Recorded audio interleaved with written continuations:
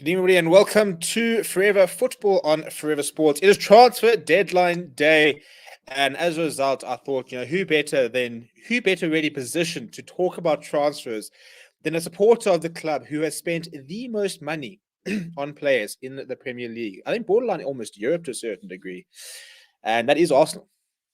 So, Quags, I'm joined by my good friend Kwele Monaheng. Are you well?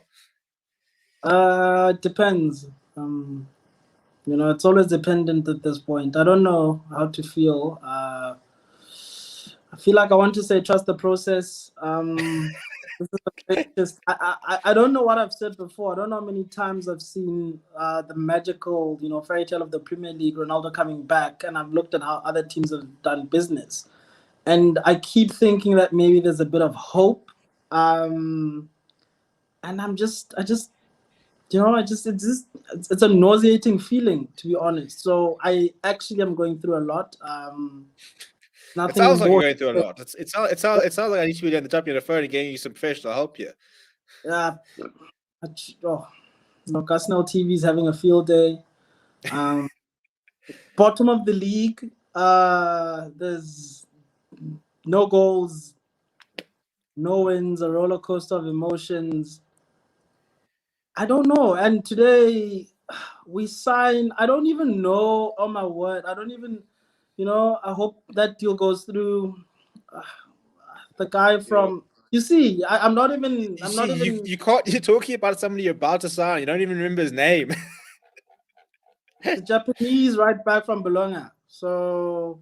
I mean, I can't believe that you guys don't know who he is. I mean, are you telling me that you guys don't watch Bologna every weekend, sitting there thinking, that's the right back we need? I heard Leicester and Spurs were also interested in the guy, but at the same time, I'm thinking, who is this guy? Like, why don't we know about him? Why was he not on any radar or any posts? Or that looks like it's just come out of like Edu's head, or like I just yeah. Well, the name you're looking for is Takahiro Tomoyasu. So you can start sort of saying it in your mind. I think you should get him in the back of your shirt. Allow it. Allow it, boy. Well, you haven't got your new season shirts yet, so maybe you can get Tomoyasu on the back. I'm not getting the new shirt. Like a lot of us, I'm not getting a new shirt until I know exactly what's going on with the club. I'll get it. I'll get it like you at the end of the season, eh, Steve? Yeah, but I mean, well, the problem is I have to get a Ronaldo shirt. That's a given. You have to do it. I probably have to get a Cavani shirt because when you have the third highest goal scorer of the last decade at your club, you do have to get that shirt as well. And this is last season, so I have to get it. And then I probably have to get a Pogba shirt because I think he's probably going to leave. So those will probably be my three shirts. And if people think I'm spending like three and a half thousand or 4,000 rand on three shirts, they're dreaming. So that's why end of the season we're going to operate. But we'll talk about our clubs and the fact that whether we're happy or not with them. But well, we already know. I suppose. So yeah. We already know my answer to that. So I mean, yeah, well, fair. But I think the biggest thing we just need to almost sort of look at the transfer window because it's been an incredible day. I mean, we've had transfer. I mean, this transfer window. Let's be honest. I think this has probably been the biggest transfer window I've ever seen. I think like that. I mean, from when I was invested in football and stuff like that, this has been the craziest and the most ridiculous transfer window. In terms of the, I mean, Messi and Ronaldo have both moved in this window. Mm-hmm. I think that in itself speaks to probably one of the biggest windows. But I mean, £100 million for Grealish, British transfer record. Sergio Ramos, the prince of Madrid. I mean, leaving. It's been ludicrous the type of players who have moved. This window, but I mean today especially, and that's the whole point of just sort of wrapping it up. But it's been I'm just sort of going through Sky Sports, and if anybody sort of that looks at the Sky Sports transfer window, the fact that it's got like the yellow for when it's either very close or like a big development, and you're going through now, and it's just transfer after transfer after transfer. Yeah, I mean, we're seeing Antoine Griezmann. Yeah, it's going. All I'm seeing is yellow as well. Darmish is probably having a field day from Sky Sports, reporting on all of these. Look, I agree with you. I think it was one of the biggest transfer seasons that we'll ever have. Particularly because we're signing off almost Messi and Ronaldo to their last clubs, where they'll play at the highest level. And I think a lot of us were expecting the whole Qatar, the Qatar dynasty to take over when you think of PSG and you also think of Man City, and you also have the World Cup next year, and you're thinking Messi and Ronaldo, literally like a big boxing match, and Qatar would have benefited from a lot of that. And I also think, as the last hurrah, the rumble in the jungle, so to speak, between Messi and Ronaldo in Qatar at the World Cup, and to also think that they'd be playing for PSG and Man City. But then Agent Fergie comes along, and so Did you see his post? Ronaldo's post today. I think I reshared it on Instagram by mistake whilst considering, leaving. You see that the PS. This is for you. Yes. Yeah, it's a dream. But I've got so these are the deals that have happened today. Okay. I've got here on Eurosport. So this is. I'm just making sure these are pretty much all the deals that have been done today. I mean, so the Premier League, for example. Mm-hmm. It's ranked. I mean, Ronaldo was confirmed today, so we saw that was confirmed. But I mean, Nikola Vlasic, the Croatian striker, Cisco Moscow to West Ham, £33.5 million deal. Oh, that's big. That's big. Well, I mean, you're looking at West Ham. I mean, West Ham are. Look, I think West Ham are they're very strong, and I think the only missing piece is Lingard from there. But they look very strong. Mikel Antonio this last week breaking his the Canio's record, and just how confident they look and just how solid they look at the back as well. Yeah, I really think West Ham, I don't know what they'll do in terms of playing in Europe as well, but they really look quite solid in the Premier League, not necessarily to do, to mount any type of top four challenge. I think Lingard would have been quite instrumental in that. It's a pity they didn't get him, but I mean, well, I suppose we have to see what Vlasic can do. Can he do what Lingard did? I think, look, it's the legs. I mean, Vlasic is he a forward? Is he? So he's attacking midfielder, so it's the same position. I mean, they're just rotating the legs there around Lanzini as well. So I think, look, Thomas Suchek for me is the spine of that team. The work ethic that guy has. Cresswell with the crosses. Mikel Antonio, 31, scoring like that. So you really have a team that's lifting cardboard cutouts in the ground, dude. It's his world, and we're just living it. I don't know if he meant that last goal with that touch that took it away from the defender, like he's been scoring for ages. But that says a lot about where they are at the moment, West Ham, and where David Moyes has actually, I think, but I really think Lingard should have, just go over there and blow some bubbles, man. Well, I think the weird thing is that Vlasic is a bit of a risk in terms of he's younger, obviously, he's 23, but you don't know what you're getting with him. He still has to adapt to the Premier League. Whereas Jesse Lingard was Premier League proven. He had the loan deal where he was so good. Similar sort of price as well. It just sort of made sense, but just United for some bloody reason just didn't seem to want to sell him. I mean, you think with Lingard? Apparently he's going to be used, but I don't see where we use him. I mean, Donny van der Beek cannot find a minute on the pitch.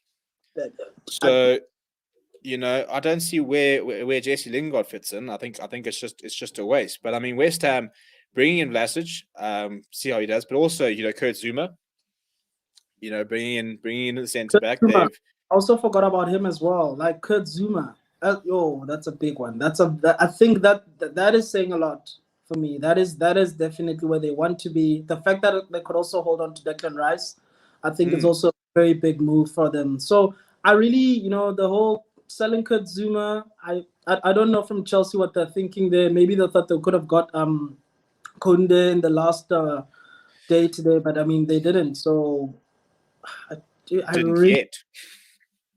What do you mean? Wait, how many hours are we left with? Like 2.5? We've got hour and 14 minutes until deal sheets have to be submitted. So 11 p.m. you have to have submitted a deal sheet, or else you can't sign somebody. So if you've got initial stages and you want an extra extension, you can submit a deal sheet. But 11 p.m. is the cutoff. So if you don't have a deal sheet or anything like that, or agreements between clubs by 11, you're done. But Chelsea could be the club that they. Sorry. So I mean, just explain that again. So the deadline's 11 p.m. Mm-hmm. But if you're in negotiations with the club, so if you've maybe accepted a bid or what, you can submit a deal sheet, which then grants you, I think it's like a 2-hour extension or whatever, to get the conversation, to get the paperwork or submitted and stuff like that. Okay, cool. So if you haven't submitted a deal sheet by 11 p.m. and the paperwork's not in by 11 p.m., that's it. And then obviously, if you submitted a deal sheet, you then get those 2 extra hours. But if you don't get those 2 hours done, then that's it. You're done. So you mean Arsenal can still make one more signing? And you've got 1 hour and 13 minutes to get that deal sheet in. We'll take Mikel Antonio, thanks. Just walk into West Ham. I mean, what is Mikel Antonio? In fact, I'm actually going to put up a bit of a count here. So you carry on. Yeah. What does Mikel Antonio cost you if you're going for him? Well, I mean, right now. Yeah, right now. You want to go and get Mikel Antonio? What's he setting you back? You reckon? 20 million. What would you pay for Mikel Antonio? 20 million. 20 mil. 31 years old. Yeah. 100%. With the way he's scoring, you can't say anything anymore. Like I think, we might as well.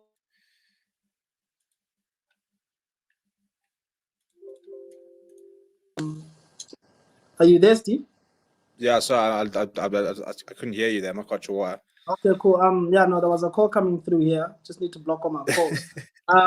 Busy man. It's all those agents. It's Ref. So he's a Spurs fan. Well, get him on here. Let's talk to the Spurs fans. Right. So, look, I think it's a tough one for me, but I think right now when you look at just like how money's been thrown around, but the actual players, like I keep saying, right back for me would have been Dumfries. I do not understand how we went for 15 million to Inter when Arsenal could have easily spent that money, and he's a powerful big, right back that we could have used. So at the same time, I really think about it, and I'm like, look, the money is just being thrown around when the actual Premier League talent, like in the league right now. So I don't know. I would take Antonio, like a very unpopular opinion. I know we have Lacazette and we have Aubameyang, but just someone there, just some like a leader, like someone who's just rough, who just even Diego Costa I would have taken, even though we don't like it too much. But just someone there who can boss it around and just say, I'm not afraid of what the result is going to be. I'm just going to we're going to give it our all.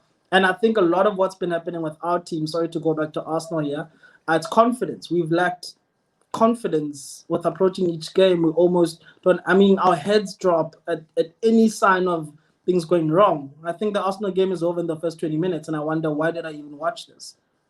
So, yeah. Look, let's move on to something else, actually. It's always going to go back to Arsenal. Well, yes, we're just going through some of the big moves that we've seen, but an interesting move, and you sort of feel that the Everton project is starting to fall apart, really.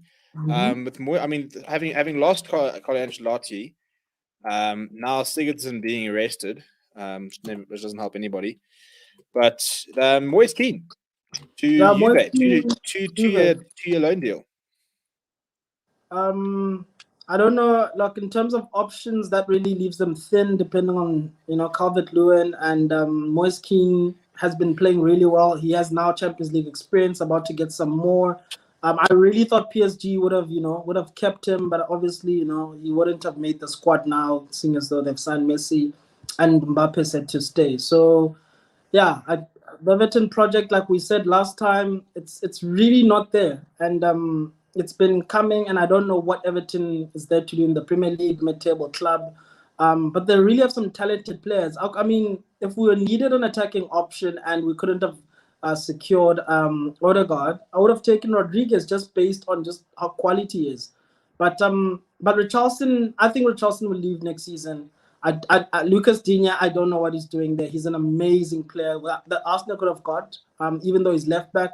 But he looks like he's really confident to play on both sides. So, yeah, look, I don't know. The Everton project is always it's just each season you look at that project and you're like, what's going on? Where are the ideas? You have quality players. Even Dominic Calvert-Lewin, I think, was an option for Arsenal, or even a even just the thought about it. So, well, I always say that I would always say that I would have taken Calvert-Lewin. Before we got Cavani and Sancho, stuff like that, I always said that he was someone that I would have welcomed at United, because I think he's good enough. 100%. I agree. I think he's also gotten. I mean, his technical abilities have also gotten much better.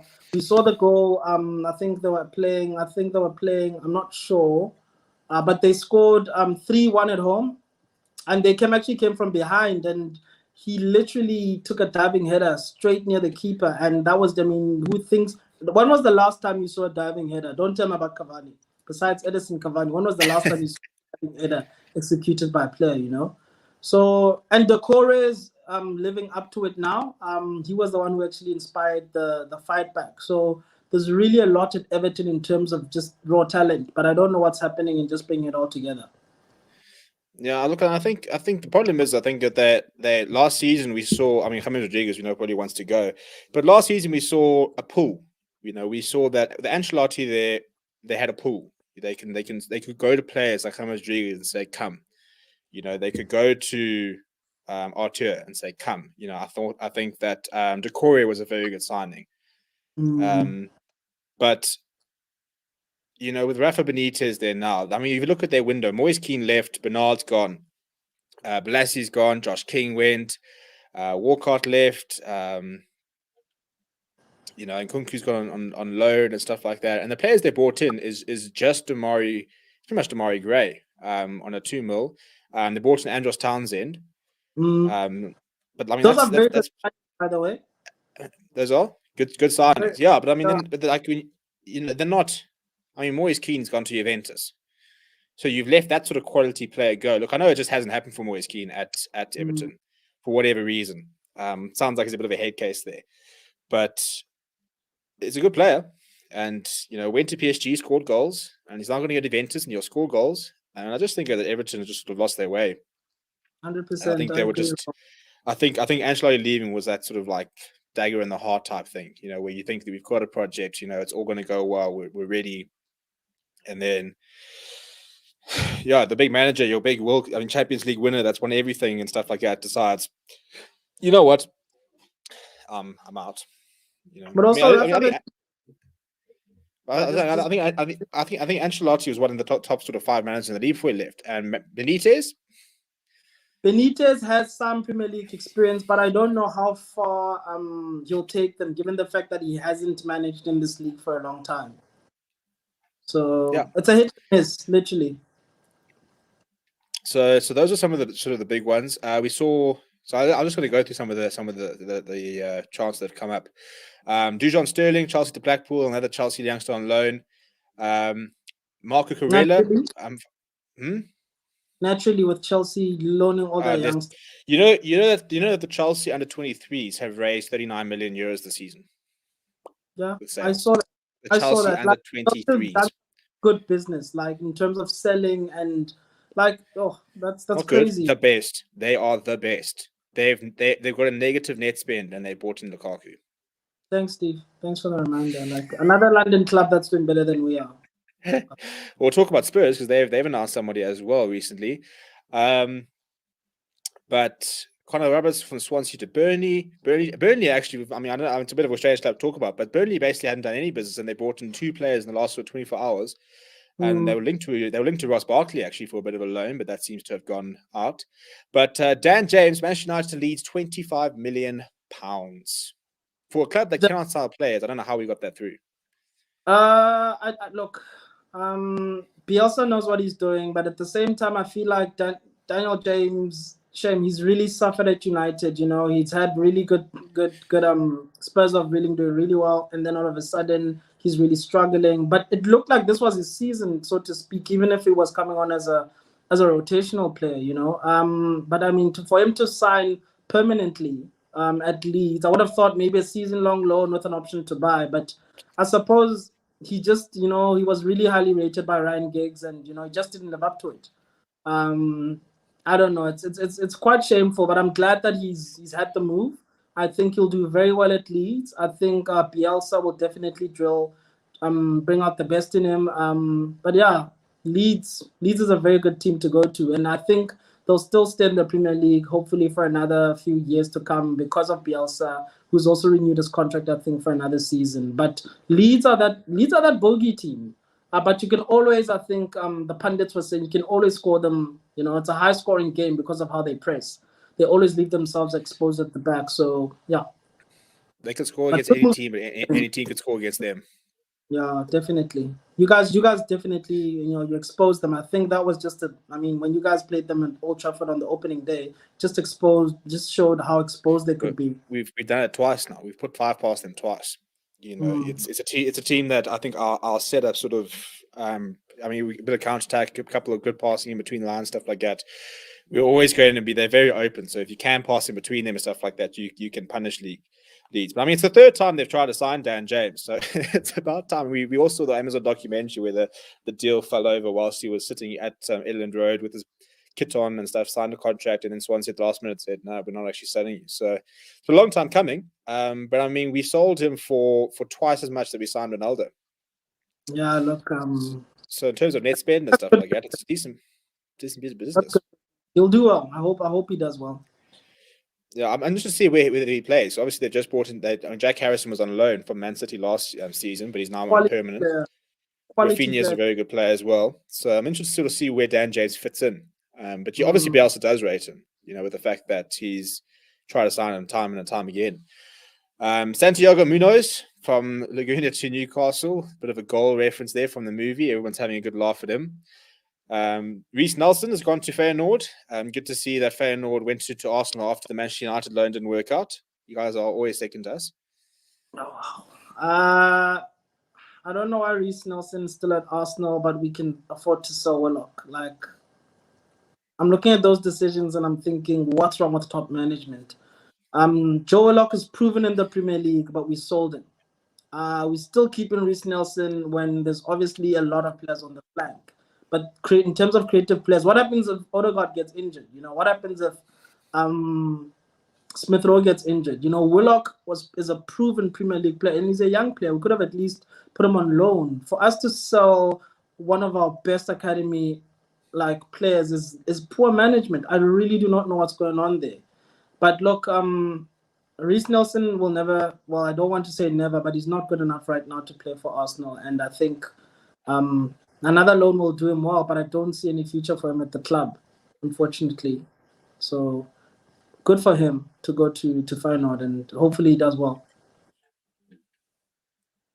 Yeah. So, and I think, look, the Mainsley Maitland-Niles situation is also a bit of a strange one, with him publicly coming out on Instagram saying that he wants to leave. Yeah, look, I don't know what's really going on there. I think we're going back to last season. Remember there was a bad patch in Arsenal player discipline when we gave up so many red cards.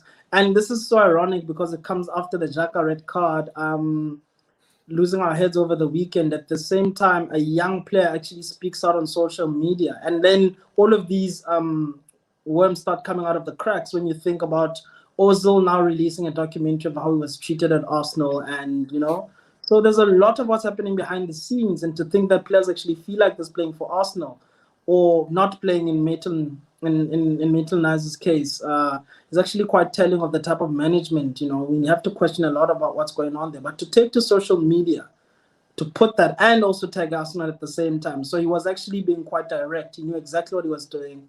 And just to say, I want to go where I want to play is saying something about Arsenal.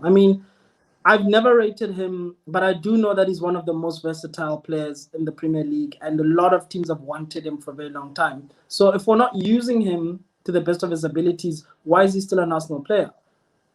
So those are the type of questions that come to me, and I don't know. It just leaves a very bitter taste in my mouth regarding young players at Arsenal. Yeah, look, it's not. And I think the problem, the frustration thing is that you look at these players, and whilst they're not that young now, we remember when they broke through. You remember that they were exciting players. You remember the Theo Walcotts when they broke through. You remember, and you sort of wonder, with such a bad track record. I saw that Willian's agent came out and said that, when was the last time you read about an Arsenal success story? Basically, that Willian didn't go to Arsenal for the money. He went there for a project, and there was no project. Yeah, look, we do this all the time. We mistreat our young players, and then they go back up and bite us in the. Serge Gnabry, perfect example. The way we treated him, loaned him all the time, and then he comes back, and now he's a Bayern German superstar. So what are we actually doing? Every player that has left Arsenal, I mean, has gone on to win something or do better. So what does that actually mean for our DNA as a club? We need to roll back the Wenger years. And at the same time, it seems where you guys have actually, you saw Ronaldo and you guys still did, you struggled after that, but it's actually ironic that you actually re-signed Ronaldo. So the only person who can replace Ronaldo is Ronaldo. But at the same time, you're looking at Arsenal, we haven't been able to replace Thierry Henry, for instance. Aubameyang, it's taken quite a bit. I feel like we signed Lacazette. Why am I dominating this Arsenal conversation? This is not a plenary session. Let's move on. Hey, you keep going back there. It's not my fault. I'm just listening to them. Oh my word. Let's move on, please. I think okay. This is not It's Arsenal just, team. I just feel there's a lot of sort of built-in anger there, which is sort of coming to the surface. So we'll need to give you your own show every week where you can just come on and just rant for 45 minutes and then say, right, chaps, that's me. I'll see you guys next week, same time, same place. Some other big news that we can sort of check out. Dennis Pratt's gone from Leicester to Torino on loan. A lot of loans today. A lot of loans. Because Lookman's arrived from Leipzig.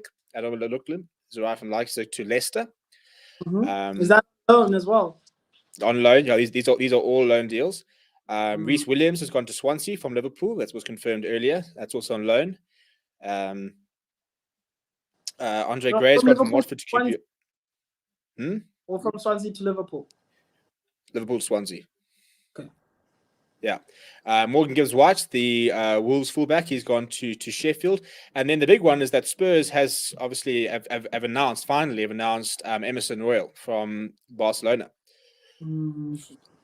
So, I mean, Spurs have kind of rescued their window in many ways, because I think, it was all sort of heading towards being a bit of a disaster with what is going to happen with Kane. Vertonghen had left.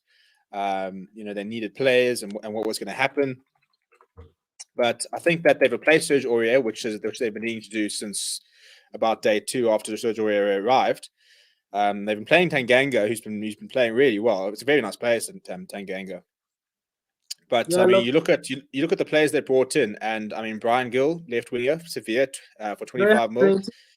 Yeah, Emerson Royal, Barcelona, 25 mil. Bringing in Pape Sarr, the defensive midfielder, on 17 mil. That's not one for now; it's one for the future.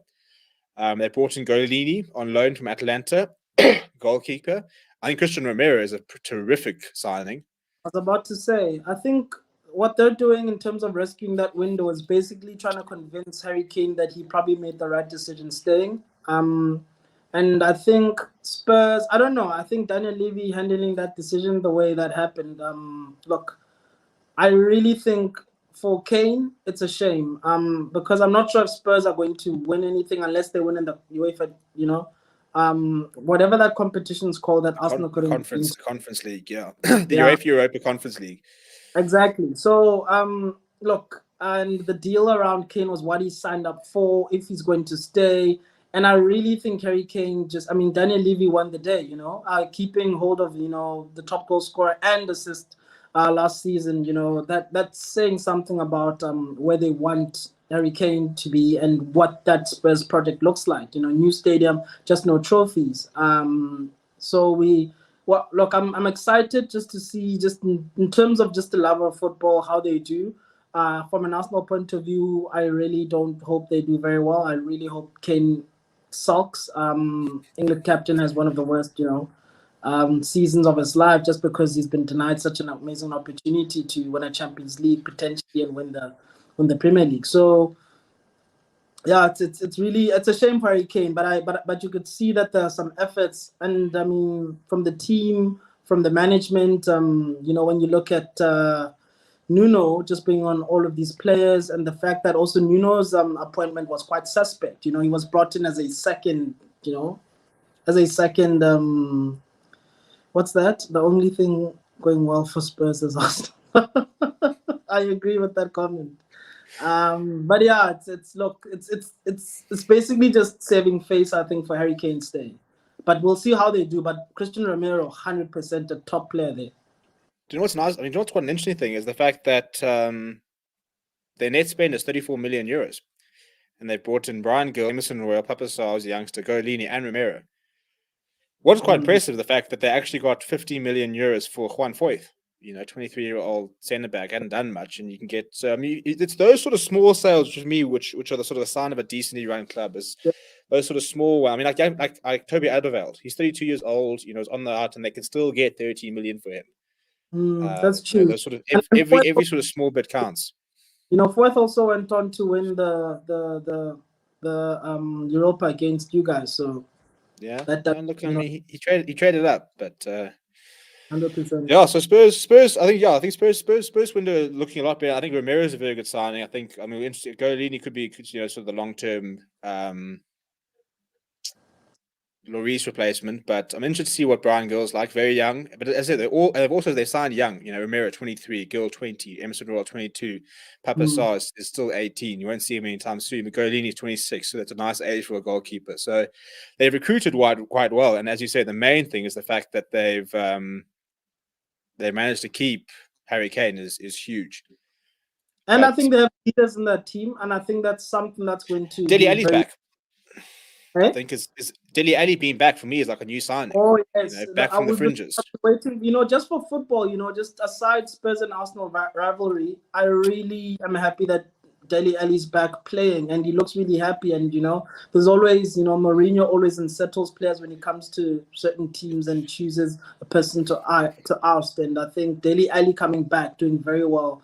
And then you also have Emil Hosberg there, who does the job and cleans out and is so solid. Lo Celso still coming off the bench, and then Son. Like you can't compare Son, one of the most prolific midfielders in the league. So yeah, Spurs have a lot to do this season to just show Harry Kane why he stayed, and I think they need silverware this season. I think that's non-negotiable for them. But Kane might be the great thing. But I mean, who knows? But Mbappe. I think while they're off to a great start, I'm interested to sort of see how well they do and whether Nuno can. Because sometimes, they tried. I think Nuno was an interesting appointment because after Pochettino getting to that Champions League, I mean, they were 90 minutes away from being the best team in Europe. I mean, the stories. I mean, Arsenal fans would have been finished, for example, but it would have been a pretty amazing story had they managed to have done that and gone all the way. So after that they went to the tried, because then the standard sort of jokes came around that you've got no trophies and stuff like that. So they said, fine, we're going to go to the one person who can pretty much guarantee success without having to have massive investment, but can get us trophies, knows how to win Mourinho, and then sacked him before a final, which was just bizarre. But it's interesting that they've then gone. But then they've then gone and said, right, let's go and find a manager who improves players, who plays quite a nice brand of football, who's got some Premier League experience, but he isn't. I wouldn't say Nuno's sort of made it. He's not one of the sort of the top sort of big. It's a very exciting manager, but you don't quite know. So it was interesting to go that direction when you think that people were saying, well, we can go, Conte. Do they go Conte? Do they try and find that, massive big name? So I'm very interested to see what Nuno does with that side. But as I said, Dele Alli being back and playing football can only be a good thing for them. Son and Kane are on next level. So we'll see. We'll see as well. I really do definitely potential trophies, but they need to. Yeah, I think a League Cup or something. A League Cup more so than the Conference League, but just in terms of prestige. In terms of the Serie A, in terms of some deals we saw today, not much, well, not massive deals really. Obviously Ronaldo being leaving Juventus confirmed, Moise Kean was confirmed coming to Juventus. But apart from that, a couple of small loans. Jack de Vries is a name that some people might recognize. The Bundesliga also very, very quiet in the Bundesliga today, but they're a bit like that. The Bundesliga clubs in general don't do big deadlines. I mean, Bayern Munich. Bayern Munich. When was the last time we saw Bayern Munich getting to a transfer deadline day and big moves, big signings, stuff like that? They're so structured and sorted. I mean, they agree their deals before the transfer window even opens. But I mean, with Bayern, they completely have eliminated another competitor. I think the way they've stripped RB Leipzig, yeah. is it of the manager, Upamecano, and now the captain. And Leipzig finished second, and they pushed Bayern all the way there. And to do that to another team, it's almost like we're doing the Dortmund thing all over again. So, Bayern should do well as usual, but they just can't seem to get it right in the Champions League. So, we'll see how that happens. And also, it looks like the only team that can really stand up to them is Dortmund, but Haaland's the only one there with Sancho going to United. So we'll see what happens there. But I don't anticipate any surprises from the Bundesliga as well. Yeah, but I mean that's the business that did there. Upamecano and Sabitzer were the two big pieces of business. Apart from that, Omar Richards from Reading on a free, bit of a strange one, but yeah. So the Bundesliga was pretty quiet, and we saw that Alex Mariba from Barcelona to Leipzig. Another deal Arsenal could have. Well, it was more sort of Spurs that was really in for him. So I'm just saying he's quality anyway. But so yeah, the only big deals that happened today from Bundesliga really was Mariba going to Leipzig and that Lookman loan probably. League One today, we saw Jerome Boateng, who's supposed I don't think he's been announced officially yet, but is all but set to join Olympique Lyon, which is an interesting sign to see him back around there. But in terms of the current developing transfer stories, and we'll talk about the big one at the moment because there is a pretty huge one in the works. Are we still on League One? No, I'm done with. If you got anything to say about the Farmers League, then go for it. Well, I think Hassim Awa, like what happened there with us and him, and again, another. I would have taken him just because we need like depth and just some competition in the squad. Just as another player, to just test the waters. And he was available. I mean, he was 50 million last season, and now he was available for less than 20 million. So we could have gotten him on the cheap. And I don't know why we didn't do that as well, But I mean, there were reports coming out of Lyon that he has an attitude issue, and Saul confirmed.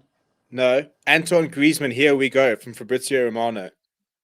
Okay, definitely. Listen to this. Listen. We're I'm going to shove your husband or a conversation there.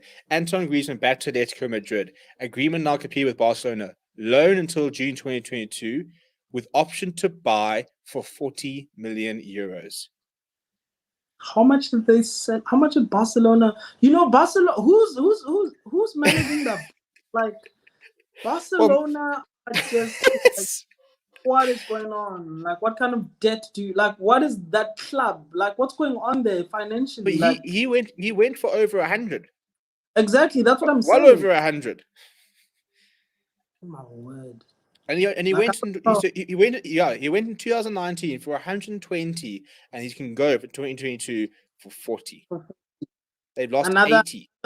Another Barca flop. Whatever's happening at Barca, I'd rather be an Arsenal fan than a Barcelona fan right now. Losing Messi, Memphis Depay is playing very well. Kun Aguero is still injured, but at the same time, look, I have nothing to say about Barcelona right now. It's actually quite shocking how their finances are going. They're in debt. There are a couple of senior players that have had to take pay cuts to fund. Like, have you ever heard of stuff like that before? I know all four captains have taken pay cuts.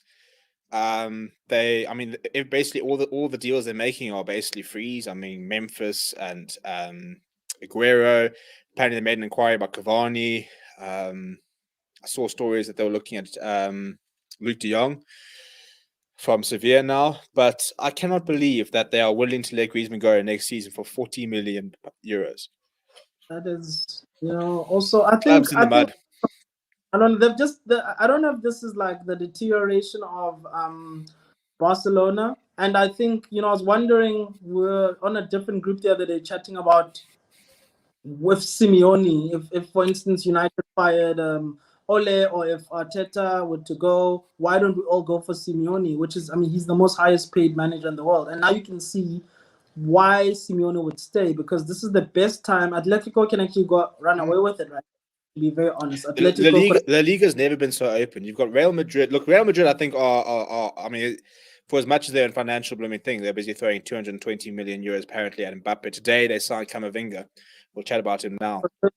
But I also think, back to that, I also think that was a bit tactical to play with money like that. I really don't think they were signing him. I think they were just showing Mbappe that we'll do whatever we can. We tried, but your club doesn't want with you. Therefore, let's come to us on the cheap. I think that was all a bit of politicking there in terms of just trying to show the ambition from Mbappe, but at the same time, not really sign him, but throw money at him to show him how much they value him, only for PSG to say no, because obviously PSG wants the Champions League, but then to just show that intent to sign Mbappe for free in January. So I think that was all politics when it comes to just how all of these negotiations are happening. But you were saying about Camavinga? No, so I'll say we'll chat about Real Madrid now and their situation. But I think you're spot on about Simeone in terms of why would he leave right now? He won that one league and it was like such a big deal. Then he won the league last season. Now he could genuinely go on a run. Yeah. He could go on a run for a couple of seasons. They could win back to back this season. If not this season, they'll be competitive next season. They've got the players. Suarez is getting old, so they're bringing back Griezmann. Apparently Saul's leaving, but they're bringing in players. They've got a squad that can do it. And I don't think look, Champions League and stuff like that. I don't think that they've got the squad. Look, I mean, anything can happen in the Champions League. Yeah, they beat Liverpool, but João Felix just needs to just step up. Like one of the most biggest flops we've ever seen. João Felix needs to step up as a player, and I mean, if he's going to be, it's Haaland, Mbappe. We're no longer talking about João Felix now. He needs to actually, step up and, he's just so disappointing as a player to watch. But they have brought in Matthias Cunha, the centre forward as well, there from Hertha Berlin. So that's signing there. And then Rodrigo de Paul, the central midfielder from Udinese. So you can sort of see why they're willing to let Saul go. But it's just I think La Liga has never been. It's there for the taking. If a Sevilla or Valencia or whatever were to get their act together and go on a run, for example, or something like that, I think now's. I think we saw Real Madrid and Barcelona they were untouchable for so many years, and Atletico rocked the boat a little bit, but it was for a season and then went back to be the Barcelona versus Real Madrid. Whereas now, I mean, we saw Atletico doing it. Now I think it's open. I think Barcelona. I mean, I don't think they'll struggle, for example, but are they a title-winning side? I think also without Griezmann, for example. I also think just the draw right now, Steve, just in terms of how if we think a few years ago, players dreamt of going to La Liga, playing for Madrid, playing for Barcelona, but now you look at the draw of the Premier League, overtaking how well England did at the Euros, and how English teams are now dominating Europe. It's now the place to be for a lot of players, So it's literally losing, and I think the loss of Messi. I know the league was a very big part into shutting Messi out in terms of that deal not going through. So that's I mean, if they're willing to lose that kind of revenue and that kind of draw from different players and that idea of prestige, La Liga being I think Pellegrini came out and said some atrocious comments about just how boring football is in La Liga when he's the Liga manager. So I think they really have to just redeem themselves, but I don't know how they can do that in Europe.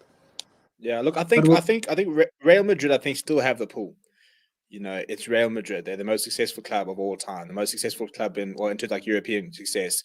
They've got Zinedine Zidane as the manager at the moment. They've got that sort of that pull.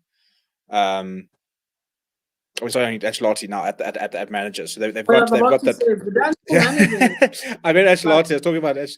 But I'm saying, but they had Zidane. Now they've got Ancelotti. So they've always sort of had that sort of that pull in the last couple of years where they sort of brought that sort of. They've always had that Galactico mentality. Yeah. The fact that they will go and get Mbappe next season. We know that. That Benzema at the moment is I mean, like, and so we'll move on to Real Madrid. The fact that Camavinga, they've done that in a day. There's talks with United and stuff. Yesterday it drops. Real Madrid are interested in Camavinga. We're talking about one of the most sought-after midfielders in Europe, one of the most talented midfielders in Europe. Debut at 17 for France. He's been superb for Stade Rennais. And boom, they've done it. We know that they will get Mbappe next season. They brought in David Alaba from Bayern Munich. Oh yeah, I forgot about that. Yo, I wanted Alaba in the Premier League. I always want to see how these guys do in the Premier League, but I also forget that for a lot of players, playing for Madrid is a dream come true. You do not say no to Madrid. And That's what I always say. I mean, as a United fan, we know that. Yeah, 100%. Oh my word. Like, I think like Camavinga leaving for 30 for me is just wow. That's how are these guys on the cheap? And I'm always thinking back to what these guys would mean for Arsenal. Like each of them, like I'm thinking Camavinga 30 million. Like we could have obviously done that deal. The fact that Odegaard left Madrid for us, he's probably shooting himself thinking, where the hell was I going? But I mean, yeah. Well, the thing is, you look at some of the deals that have been done, and this is where I think that, and we'll get to you guys' window eventually. We'll allow you to rant really, because I want to look at some of the figures and some of what you paid for some of the players. But there have been some fantastic. I mean, you look at PSG's window, and the frees that they've brought it. Messi on a free, Ramos on a free. I mean, Hakimi and the likes. I mean, all these players in and not spending a cent. But Camavinga going for 30 million euros. I mean, he was somebody people are talking about being like a 100 million euro player, and he's gone for 30. Rafael Varane, going for less than 40 million, or 42, I think it was something, but over a couple of years, Ronaldo going for 12. Yeah. There's been some really, really astute signings with not a lot of money around the Premier. Yes, there has been. What's the reason for that? Well, you see, the problem is everybody says it's COVID. So, COVID, we've got no money and stuff like that. But then you've got, Pep Guardiola, we can't replace Sergio. We don't have the money. We don't have money. COVID. 100 million for Jack Grealish, 100 million bid for Harry Kane. So you go and sit there going, you guys have got the money. United have dropped reasonable money. It's big money, but United have structured all their deals. You know that Ronaldo's payable over 5 years. 12.5 million pounds paid over 5 years. That's the agreement we've got. It's like 2 million pounds. Right. Yeah, it's just literally it's less than 3 for Ronaldo, for one of the best players of all time. So it's crazy. But Barry Green's got a question in the comments here saying, if you guys are able to answer this question, a lot of people find it confusing. I don't know if guys notice it. Why do clubs sell all their players for peanuts, then they buy them back a few years later? So obviously you've seen this quite a lot. United did it with Paul Pogba. Chelsea have just done it with Lukaku now. A couple of examples where this sort of situation happens. I suppose it usually comes. Look, no club. I mean, we did not want to lose Paul Pogba for nothing. But I think in many ways, not every single player goes on to do what some of these players did. I mean, how many of these players were as high talented or very talented that did go on the cheap and never sort of amounted to that, amounts to much or whatever. But I also think a lot of those players, they run their contracts down to a certain degree. I mean, Paul Pogba didn't sign a contract. We didn't want him to go. We didn't want to sell him. United weren't sitting there thinking, he's not good enough, let's let him go. And then we went, oh shit, he's not good enough, so we have to bring him back. He wanted to go. He left. And I think, like Lukaku, for example, he had a decent loan, but Chelsea has strikers, and I think they just sort of sat there thinking, is he going to be that good? And then he did become that good. So now they're willing to drop the money. So I don't think it doesn't happen that often, but I suppose that's probably the core of the deal. A lot of these players will run down their contract. They want to be playing at the end of the day. The really good players, the players with big ambition, your Paul Pogba's, your Lukaku's, your apparently your Maitland-Niles, they want to be playing football. They don't want to be on the bench. They're not happy being a squad player. They've got ambitions, So like Mason Greenwood, for example, if Ole Gunnar Solskjaer came to Man City and play 5 games this season, he's going to say, tickets, I'm out. Then send me on loan or something. I'm not going to stay here and not play football. I need to be playing football. So, and I think just to add on to that, no, go for it. I think sometimes it's the buyback clause, right? Fabregas had a buyback clause, and we lost him to Barcelona in the end. I think some of these clubs, like Steve is saying, sometimes it could be quite saturated in terms of the opportunity at the time. And when they're young enough and you know that a big club wants them, you're basically saying, okay, let's see where the investment goes. But it's rare to actually find a a perfect turnaround in terms of the wheel. Like United coming back, and I also think it depends on how big the club is. I think that's a very big move to say we'll sell a player for nothing and then re-sign them, because now there's also that sentimental draw to say welcome back home. So I think it rarely happens, but it happens to the big clubs, and sometimes the buyback clause is always something that's inserted in there where you see a player having to go back to the home club because they sometimes. I think Fabregas just missed Barcelona, and I really think sometimes the buyback clause is a big deal, but it's the stature of the club that you're now going back into to either refresh or actually go back where the time is now. It's now Lukaku's time. It's the best time to go back to Chelsea. So I think it's the stature of the club as well. Yeah, and I think that the buyback clause is a good point, because obviously not all players leave with a buyback clause. Because a lot of some clubs will not accept a buyback clause, because you're going to go sign Paul Pogba at 19, or Dortmund going and saying getting Sancho. They reckon, right, Dortmund are a selling club. That's what they do. They know that Haaland will not be at their club in a couple of seasons' time. They know that Jude Bellingham is not retiring at Dortmund. That's not the type of club they are. So some of these clubs, so like a Dortmund, are not going to accept, you're taking somebody like Bellingham and Birmingham saying, "Cool, can we have a 20 mil buyout clause, buyback clause?" Because that's your threshold. You then say, right, well, we're going to come back into him for that. So I know, like for example, United had a buyback clause for Memphis when he left.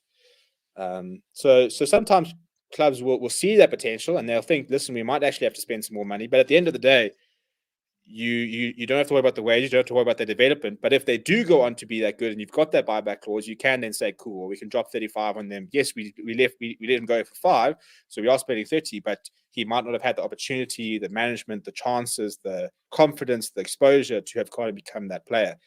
And some buyback clauses work really well, and then some clubs will not accept buyback clause. I don't think Juventus. We didn't really have much of we didn't have much to negotiate. They pretty much paid a handling fee, but they would. They knew what Paul Pogba. We knew what Paul Pogba was going to do, so they were never going to say, "Cool, we'll give you a buyback clause," because they would have never gotten the 90-odd million euros that we bought him for. So there's quite a few factors, I suppose, which sort of covers that. So Barry, I hope that sort of answers your question. And that the stature of the clubs and the big money, because big clubs can throw 100 million at a player and secure him. And I think it's very hard right now to, even back then before COVID, to say no to 100 million. So and that's the thing that so you can, and also the bigger the club, the more money you can make out of those players. And it's not just shirt sales. People are like, oh, but Ronaldo's shirt sales will pay. First of all, you don't get all the shirt sales. You can get a small percentage, and you don't make as much money off shirt sales as a lot of people think. But as Manchester United, you go and sit down and say, right, our Adidas deal is expiring. Nike, Puma, Adidas, come to the table. We've got Paul Pogba, we've got Marcus Rashford, we've got Sancho, we've got Varane, we've got Cristiano Ronaldo. That's who we can put your kit in and market. Those are who are the face of our clubs. So, when you've got that sort of pool, you can sit there thinking, well, maybe spending if you're going to spend 50 mil on Ronaldo or Messi or something like that, or a player next to the caliber, you might not make it back in shirt sales necessarily, but it boosts the commercial value of your club.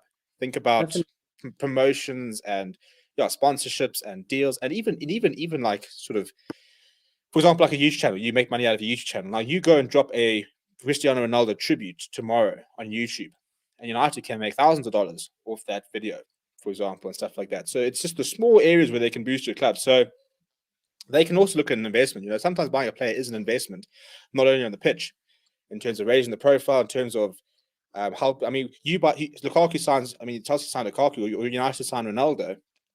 United next window go and say, right, we want to get Declan Rice. Now Declan Rice is sitting there going, shit, I can go and play with Ronaldo. I can go and play with Varane. I can have Varane behind me. I can have Ronaldo in front of me. I can have Bruno Fernandes. I can have some of the best players in the world. I can go and be in that team. So it just, it boosts on so many levels. It's not nearly, I suppose, it's just as simple as Lukaku will score 20 or 30 goals a season. But yeah, so I hope, Gary, that sort of answers your question in terms of some of the details to why some clubs end up buying players back for lots of money. Rich says, is Haaland staying in Bundesliga? Yeah, he won't leave. There were rumors that PSG might go in for him, but that never materialized. Jean-Dion Look says, Barca chasing Luke de Jong. That's not a title-chasing striker. You see, and that's it, isn't it? They lost Suarez, didn't have a striker. They bought Memphis, but to go after Luke de Jong, it's not quite going after Kylian Mbappe, which sort of shows you the depth or the massive gap between Barca and Real Madrid at the moment.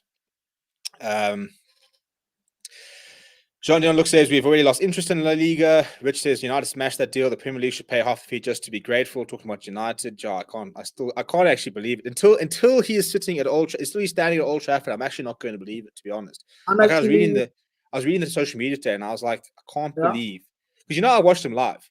I got to throw that in there. When I was 11, I went to the UK, watched United game, watched Ronaldo. So the first United shirt I ever had the 7 on the back. It had my name, but it had the 7 on the back because of Ronaldo. So that was 14 years ago. Yeah. And I'm going to see him back. And I think a lot of fans are saying that they he was a legend, and they didn't. I mean, we look, when we talk about the GOATs of the Premier League, we're talking about Thierry Henry and we're talking about Cristiano Ronaldo.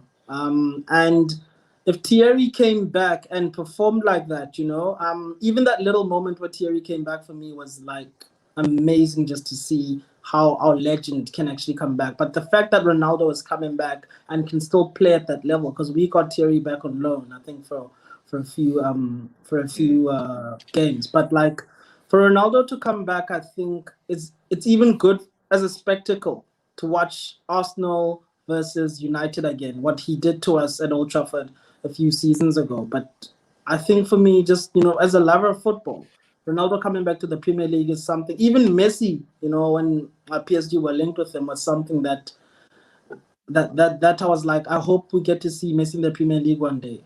But not that we have to settle for Ronaldo, but it seems quite poetic that it's actually Ronaldo coming back and not Messi.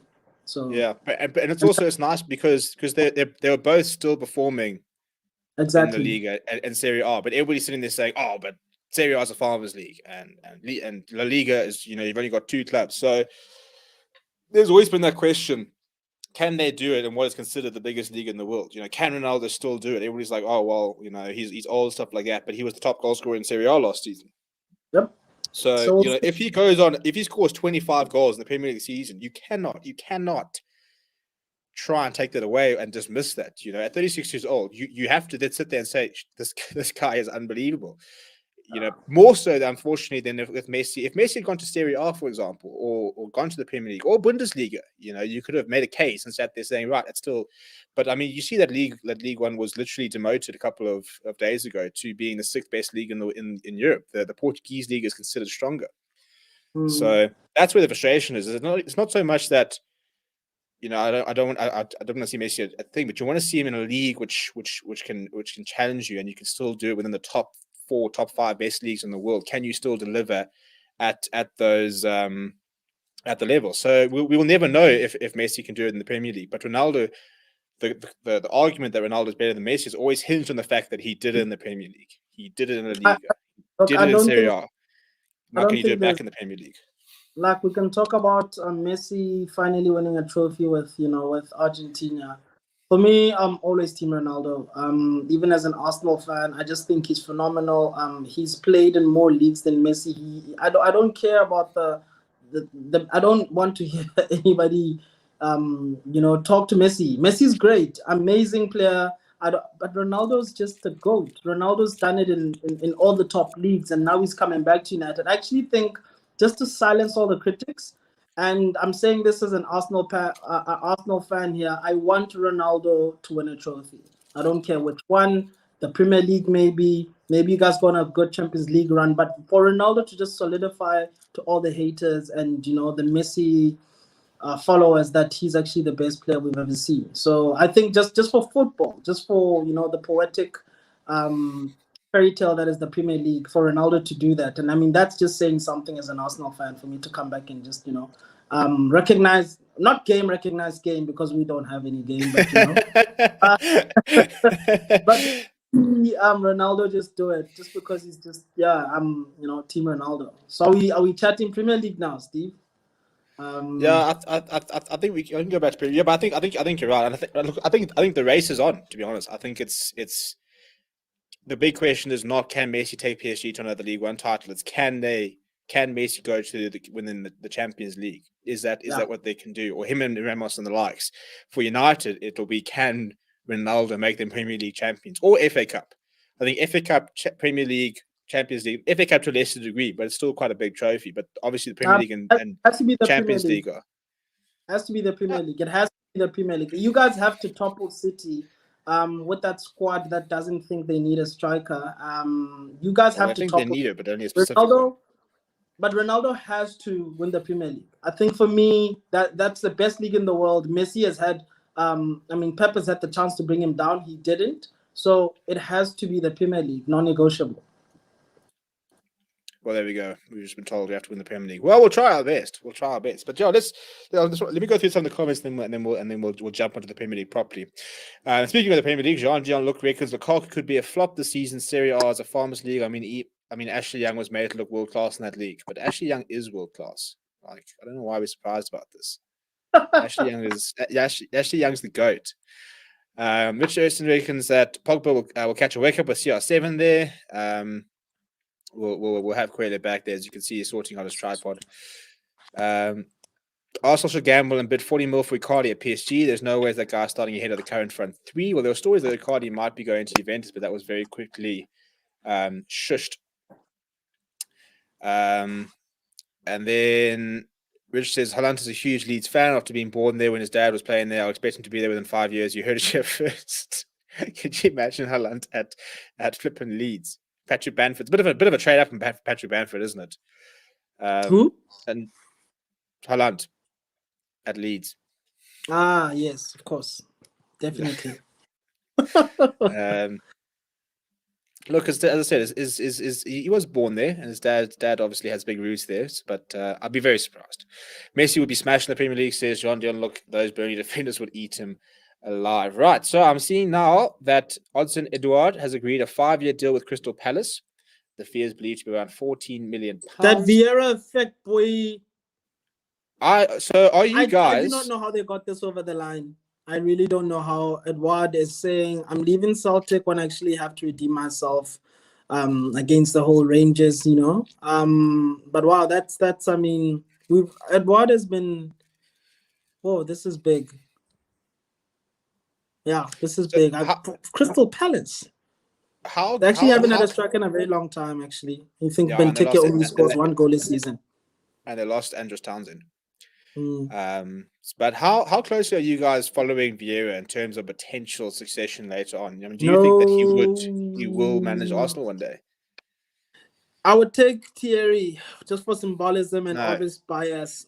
No. I know Thierry hasn't done well, probably got fired. But I think the Belgium squad, he's done very well with the Belgium squad. Lukaku actually looks up to Thierry Henry. But I think for me, he's the assistant. It's Roberto Martinez. That's the man. Oh my word! Look, who actually makes the players tick? No, I definitely disagree. But anyway, Thierry. You can't just say that Roberto Martinez had no effect on that Belgium squad. No, he's had a very good effect. But Thierry Henry has had a lot of effect on the way Lukaku plays as well. But I mean, that's just so Thierry Henry for Arsenal assistant manager under Arteta. No.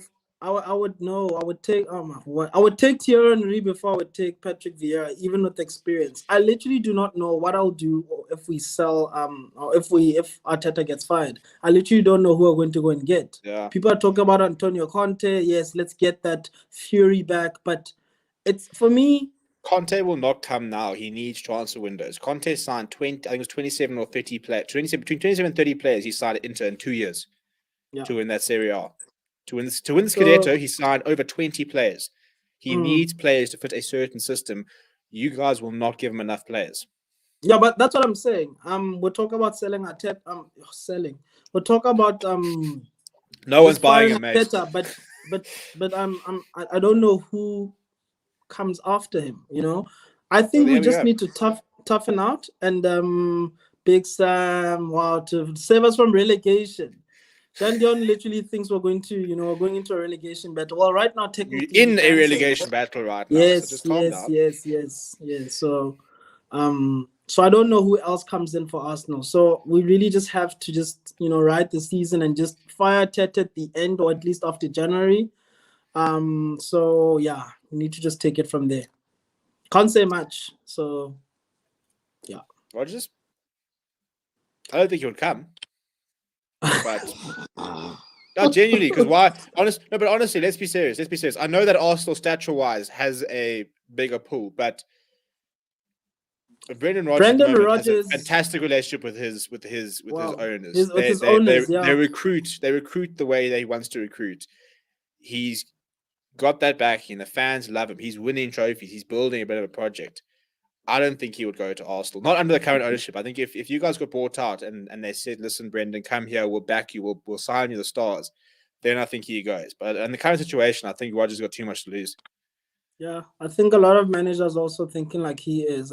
But I think I would take the oil money at this point. I'm sorry to say. We'll fly Emirates for a reason. I think we can concede to Qatar now. I think it's time. It's telling. Spotify tried to come on for us, but we didn't do anything. So Stan Kroenke, like I don't understand how that guy just. Yeah, this is gonna just relax. Relaxed. Well, let's talk about your window, seeing as we're on the subject. I don't think you guys have signed bad players. What do you want to say? No, but I don't think that you guys have signed bad players. I don't think there's not a single player that you guys have signed which I sat there thinking he's terrible. What I would say though is that you have spent. I'm not gonna lie to you. I'm waiting for it to load so I can tell you the exact figure. You have spent, come on, 180. 100 and see. This doesn't have your the Japanese chap. Well, Tomiyasu. So you've currently spent 147, and apparently I think you're getting him for about 19 million pounds. 20, so 25, 23, 24 million euros. Call it 100. Let's call it 165 million euros. So you spent 167 million euros.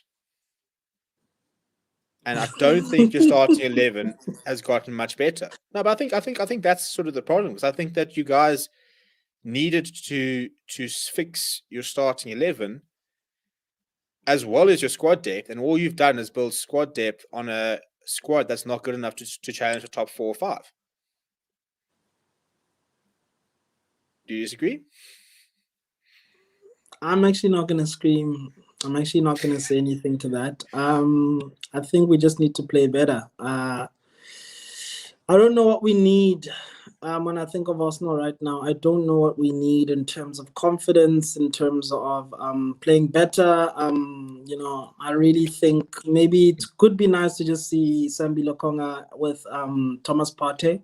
I think that's going to be a very interesting partnership. I do not know why we insist playing Xhaka, but obviously he's signed now. So whether I really Xhaka's banned now, so you're fine. Yeah, so we have to play him. I really think. Hopefully we can start firing. I think if you look at Saka this season, I don't know what's happened. Maybe just the confidence, or still fatigued from the mental aspect of that Euro miss. But Saka has been quite poor in the top games where we've needed him.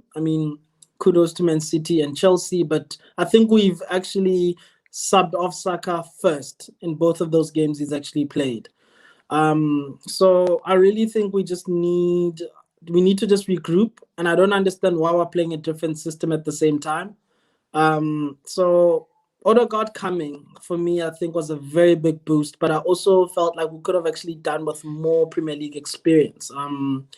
Odegaard had that Premier League experience, but it was partial. He came in, he just fit like a piece, but like what we need is to see the Odegaard that Real Madrid was talking about, the reason they signed him. I really don't think that there's any players currently right now that can, make a big impact on the Arsenal squad. We need to look inside ourselves. We need to pull ourselves, we need to really pull together as a squad and say, okay, one game at a time. And obviously, I've heard different comments from Ian Wright saying, well, maybe he'll blast the players in the dressing room. But tell me how Arsenal, if Arsenal go 1-0 down or 2-0 down or whatever it is these days, at halftime, we don't have a reaction in the second half. And Arteta's never been able to turn around a 1-0 defeat at halftime. So what the hell is he saying in that dressing room? Right? Where are our leaders in that Arsenal team? So we haven't scored a single goal in the Premier League. It's been 3 games. Worst start since 1955. So that's saying something, but I really think we can turn it around. I'm quite positive. I won't buy a shirt yet. No ways. I'm not doing that to myself. But I think we just need time. I think we also had a bad run of games. Chelsea and Man City. Brentford was unacceptable. But Chelsea, Man City, that just shows the type of caliber we're up against and how far we are. That just basically just gave up the gap. And then Arteta Pep beats Arteta after the game and still calls him a genius. So I don't know how that works, to be honest. So yeah, Steve, we'll just see where the season takes us. You look at your signings, and they're young. So you are signing for the future. Nuno Tavares 21. Lokonga 21. Ramsdale 23. Odegaard 22. Benoit 23. Which is why I say I don't think you guys are signed badly. I think you guys missed a lot of obvious, decent money sort of signings. You think of a team like Villa, who has dropped 90 to 100 mil, used the Jack Grealish and bought in, Buendia, Ings, and the winger from Bailey. Bundesliga, Leon Bailey. So you think of that like, those sort of players kind of in their prime at a good age, pretty settled. And I think that's kind of where you missed out. I think you probably need. I think you guys need 2 centre backs because William Saliba obviously doesn't want to play in the Premier League, so he's a non-starter. I forgot about Saliba. That's also another. I don't know how I'm managing that situation. Anyway, that's the thing. So I think if you guys had gone for more, like the William transfer of 2 seasons ago, that sort of concept, but maybe sort of someone who's a bit better, or sort of maybe not a bit better, but maybe a bit more sort of suited to the situation, stuff like that. But I think that's sort of where you missed out. Like that for the first time, that's why I was quite excited. Like Ronaldo being a fix for United now. Cavani last season was a fix for now. Varane is a fix for now. Sancho, as much as a massive big signing, he's still one for the future technically. And last season, but that's where some clubs get it right, where they bring in. I mean, Juventus do it all the time. You look at that Juventus squad, and it's age old. But they, if you continuously bring in players at the right age during their prime, where they don't have to adapt, where they don't have to sort of wait 2 or 3 years, you can fix things quite quickly and turn things around quite quickly. Which I think you guys sort of missed the plot in. I think if you guys had your window, but brought in a couple of more settled and older players, I think you guys could have had a good window. But I just think that I look at your starting lineup, and everybody's sitting there saying we're playing our kids and stuff like that. But I think you guys mostly have kids, and I think Arteta will be a good manager. I think it's far too soon for him to be managing Arsenal at the moment. I think he needed to, same as Lampard. I think given the job too soon. And people always compare Lampard, Arteta, and Ole, but you can't. Ole Gunnar Solskjaer it's not his first job at United. He's been managing for over a decade before he went to United. Yeah, that's true. Whereas that's definitely true. Arteta's in his first gig. It's his first gig. But it says a lot that he thinks he can actually come on and be the guy to get the project going. It said a lot when the project was not tossed necessarily, given over to Thomas Tuchel, and he came and he literally knew exactly what he was doing. He was given a squad, he knew exactly how to operate, and he won them the Champions League. So I really think you're right in that aspect, but it says a lot about like where the club is going and I mean, what kind of backing is happening in closed doors to say, Arteta, no matter what you do, you will back you, no matter what the fans are saying, you can do the job, particularly the recruitment between him and Edu. So what's happening behind the scenes? How much have they been guaranteed in terms of their long-term, sustainability of Arsenal, in terms of job security? So that's saying something, but at the same time, we're suffering as fans seeing what's on the pitch. And hopefully that can just work. Hopefully, I think right now, Arsenal should be beating 13 out of those 20 teams in the league easily. I'm not saying we're not going to do well against the rivalries or the top six. I do not see that happening. But we should be beating all the other teams below you guys, or below at least the likes of Villa, below Villa, Leeds again. But at the same time, when you look at our confidence, you can't say what's going to happen if we face Southampton on a good day. You can't say what's going to happen if we face Leeds on a good day. So and the fact that we don't have any Champions League football or any European football. I said Champions League, sorry. I meant Europa football, because we haven't seen Champions League since forever. So I'm saying the fact that we have as fans have to wait for a week to see that type of performance, which means these guys actually have more time to prepare, but then that's what they produce. So hopefully that moving on to later parts of the season can actually get better because of the fact that they have more time to prepare. So that could also be just how we adapt to the season and maybe finish top 6. I'm pushing it. I'm gonna go for top 6, just based on the fact that everyone else is playing more games than us. Yeah, well, that's the thing. I think not having Europe, which is a big thing that people sort of banter you guys about, but I think it is your biggest savior. I think it does give you the best chance of having a decent season. Yeah. Because you have to play until the FA Cup on the weekends. You play one match a week every single time. You've got a full week to prepare for the next thing. So you finish your match against United, and you say, right, we're West Ham next week. You've got 4, 5, 6 training sessions to sort out West Ham, and stuff like that. So you do have that chance, and it is a very big thing to have. I suppose the question is though, when is sort of the cutoff? When do you sit there saying, we need to do our Lampard Tuchel? We need to make that call. January. You reckon January? That's as far as late as January. Yeah, I think let's give it till January, but at least because by then we would have played half the games. Yeah. So by then we would have been able to know how we're going to perform versus the whole league. I also think a part of me was also thinking it's still too early. Like it's still too early. There's only been 3 games played, or 4 games in total, including a bit of League Cup for us. But it's still too early. It's 3 games of the season. We've lost all 3. What happens if we go on a run? It's still too early. I know we're angry right now, we're emotional as Arsenal fans, but we also need to just relax. It's still too early. But if these results continue, other people are even thinking of switching right now. But we'll see what happens. I really think where the teams that have the potential to beat us, West Ham, Leicester, United, Chelsea, all the big teams are also having double games, but they also have squad depth and they also have Premier League experience.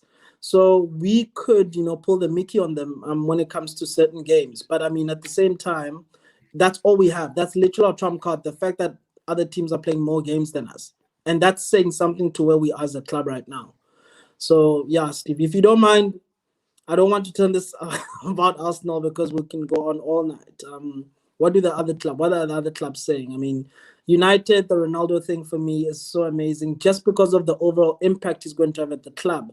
Young players are going to study him. I mean, Roy Keane was talking about this, saying for the young players, everybody who's dreamt of playing with Cristiano, but looking at how he prepares for games and the lift he's just going to have, that winning mentality is what I think is going to carry United through.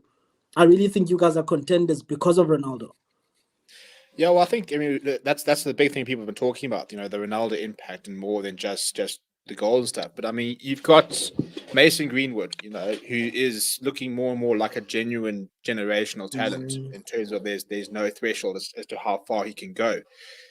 He's currently going to learn the season. He spent a season learning with Edison Cavani. He's now going to have Cavani and Ronaldo as his mentors. Every single training session, you're going to arrive, and Ronaldo and Cavani are telling you how to be a striker. You've got players like Paul Pogba and Bruno Fernandes, in and around you, sort of telling you, listen, this is where I want you to be. If I want to try to find you for a ball, you need to be there. If I'm in this position, this is where you need to be. Ronaldo and Cavani say, yeah, these are the runs you need to make. This is how you're going to do it. So I think that, Marcus Rashford, I can guarantee you right now, for Marcus Rashford, Cristiano Ronaldo is one of his heroes growing up. It's guaranteed. As a young winger coming from Manchester, he grew up thinking, that's it. That's the pinnacle. Same as somebody like a Jadon Sancho, would have sat there thinking that's sort of a player that I want to mold myself on. So there are so many players who will sort of be boosted, but even something like a Paul Pogba, I've always been a big defender of Paul Pogba. And I've always sort of said that the biggest problem with Paul Pogba is we signed Paul Pogba and we kind of sort of stopped. After that, and maybe Lukaku, we never built the squad that I'm sure we told Paul Pogba we were trying to build at the time. We haven't made big moves, brought in big players to bring in us, put together a squad that can contend for the Premier League. This is the first time I've looked at our squad and thought on paper, this squad can win the Premier League. It's the first time I think since Alex Ferguson left that I look at our squad and I think we can compete for a Premier League because we've got the players. And and having that sort of mentality around there of somebody who won't take shit, who knows what it has to do to win, because I mean, let's be honest, at the moment, Bruno can demand as much as he wants from every single player. He hasn't won anything. Paul Pogba can demand as much as he wants from every player. He hasn't won anything in England. Harry Maguire is the captain. He can shout at people wherever he wants. He's never won a trophy. But Ronaldo's Rafael Varane, but I mean, Rafael Varane has never lost a final. Never in his life has he lost a final.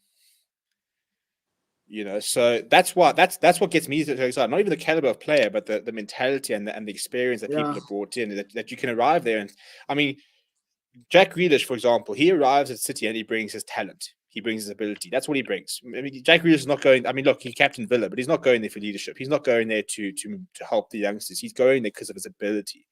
Whereas I think United have finally brought in the type of personalities needed to win a Premier League.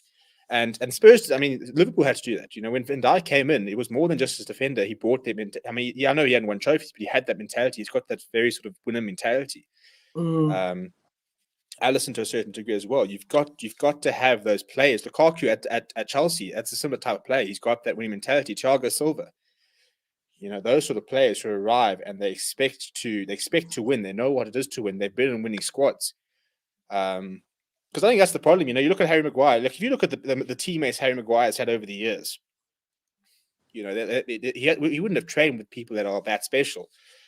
But you look at a Ronaldo, it's true. You're talking about somebody who went from Sheffield to Wolves to Leicester. I mean, not Wolves, Hull to Leicester, compared to Ronaldo, who went United, Real Madrid, Juventus. He's played with everyone from Bale, Benzema, Modric, Kroos, Kaka, Scholes, Giggs. He's played with them all. He's been with them all. He's been managed by Ancelotti, by Zidane, by Mourinho, by Sir Alex Ferguson. I mean, those are the sort of people that have molded them. So when you've been around that sort of mentality, that's the biggest thing that he'll bring. And I think that it's funny how that mentality helps. I mean, you look at that Leicester side that won the FA Cup. So much of that FA Cup has to go back to winning the Premier League, just in terms of the attitude, being able to walk into a field and genuinely believe that you can win that trophy. Yeah. I think that's probably what you guys are missing to a certain degree, is that arrogance and that knowledge and know-how of this is how we're going to get things done. And that's what Pep brings when he goes to a club. That's what Mourinho does bring. Didn't really work at Spurs, almost worked. But it's that mentality of this is what you have to do. This is how it works. And, trust me. And I will demand more from you because I know that you're either good enough or that this is what I need from you to do it to win the trophy. And I mean, where else other than the biggest club in the world to do that? I think I agree with you there in terms of that that pedigree that United now commands. When you look at all the winners in that squad, and also I definitely agree with you there with all these younger players who have looked and idolized this guy for him to come back. I think United have known what the problems were regarding their defense. They fixed those. They've brought in a World Cup winner. They've brought in a Champions League winner. There was will we bring in Harry Kane? The Ronaldo story came in, but also it's quite interesting to know that Ronaldo actually contacted United way early in the transfer window, to inquire if this was going to happen or not. Also, just like the mentality of the club right now, clubs are going to be afraid to play United because of what Ronaldo brings now. It's now literally about the mentality, and I think. Yeah, look, you guys are definitely showing for Champions League, showing for the Premier League, but it's just the small games you guys couldn't get right. Like, I mean, what's going on there? I don't know. I wish I could tell you, but I don't know. But just before we continue this conversation, ladies and gentlemen, that is it. By the way, the window is closed. That hour and a half has flown by, mate. And so any deal which was in the process of being done has to be either completed or they've had to put in a deal sheet. So the big one that we need to follow and we need to look at is Griezmann to Barcelona. And it looks like, well, Sky Sports are reporting that, first of all, Crystal Palace have announced Edouard. That's official. That is official. So that has been announced.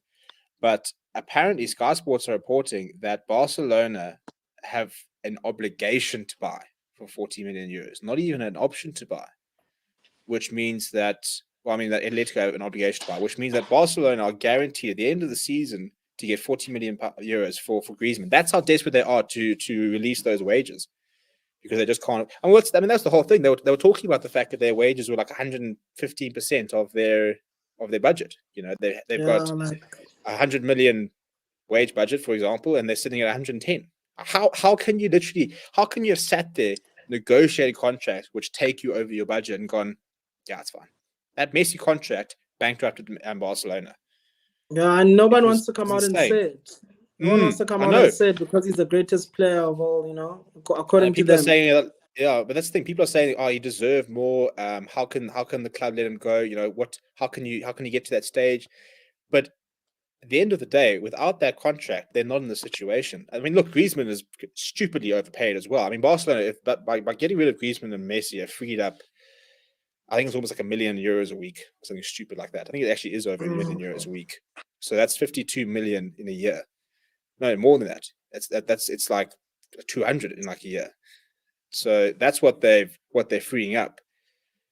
But it's ludicrous that they're going to lose out on a player that they spend 120 million euros on. They're going to sell him for 42 seasons later.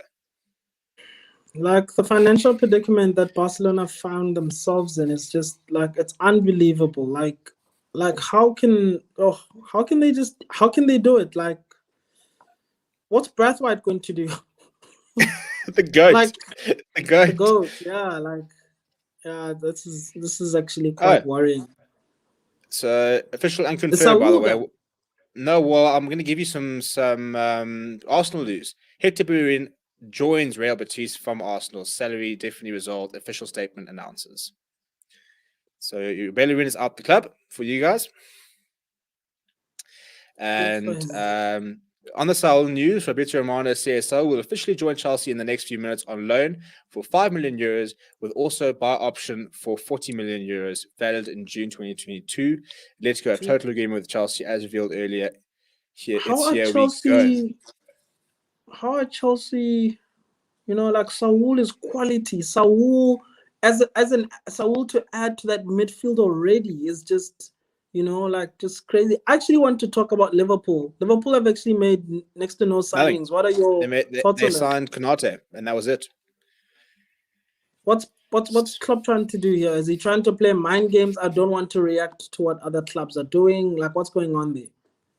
Yeah, so I mean, I follow one of the main sort of fan channel, the Anfield Agenda presenter, Craig Holden, and he's been losing his patience and sit there saying with the lack of activity in the market, because this is a club who won the Champions League, who won the Premier League. They're historically one of the big sort of top 5 clubs in the world. Historically, it's the top 2 biggest clubs in England, and the only thing they can do is sign Ibrahim Konate for 40 mil and a net spend of 12 million euros. 12 million euros. That's their net spend. Yeah. It's a joke. And I mean, I don't know what's happening. Just give me 2 seconds. I'm just trying to log on here. And we've lost this. I mean, this sums up blooming Arsenal's season at the moment. Just dropping out of nowhere for a minute. But let me know in the comments what you think of the Liverpool situation. I think it's a joke. Look, I'm not complaining as a United fan, but for a club which has done so much in the last couple of years, to sit there and not be able to sign a single player or more than one player is ridiculous. Especially when you think that they're a side which never had the strongest sort of squad depth. So, Rich says that I think CR7 is more likely to help United to European success than winning Premier League. Your thoughts? Yeah, I suppose you have to win fewer games in the Champions League, and he has always been a very Champions League big game sort of player. Let me just remove Clearly for now. So I mean, I sort of get that to a certain degree, but yeah, I don't know. I mean, to think of going all the way for United in the Champions League, there's just so many big teams to get past. Whereas the Premier League, if you can go on a run, you've got the squad rotation. Yeah, I don't know. I'm hoping we can sort of challenge on both fronts, and I'm hoping we can get to that sort of stage. Whether we can is a whole different matter. John Young says Klopp showing faith in the kids like Curtis Jones and Elliot. The problem is I'd be very surprised if he's doing that by choice. You know, if they said to Klopp at the beginning of the window, listen, cool, so do you want players or do you want to back the youth? I don't think Klopp is sitting there saying, I want to back the youth. There's no way Klopp does not want to bring in players. And I know that Curtis Jones is a very good player. Harvey Elliott's a very special talent. But you can't win. You're not going to win a Premier League starting Harvey Elliott every single week because he's going to break down. He's a child, basically. Same as, a bit like Curtis Jones. So they had to bring in squad depth because, Mane gets injured or Salah gets injured or Sane and Mane get injured. Salah and Mane. We'll bring in Quilele back now. Welcome back. Glad to be back. Sorry, I had to just take a break there. It's getting too much. Don't worry. Bit of an Arsenal cry, dab the eyes, and we move again. I agree with you there. Just overhearing there regarding I don't know what Liverpool are going to do. I don't know what the plan is.